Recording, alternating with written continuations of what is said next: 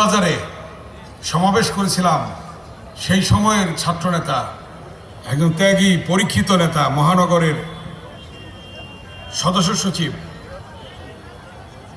জনাব শফিকুল আলম তুহিন এখানে উপস্থিত আছেন।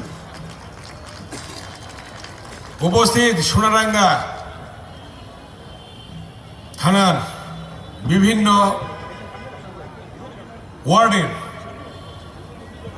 নেতৃবৃন্দ, উপস্থিত সুধীবৃন্দ, প্রিয় সাংবাদিক বন্ধুরা, আসসালামু আলাইকুম। একটি ব্যতিক্রম হচ্ছে, আমরা আগে বক্তব্য দিয়ে চলে যাচ্ছি,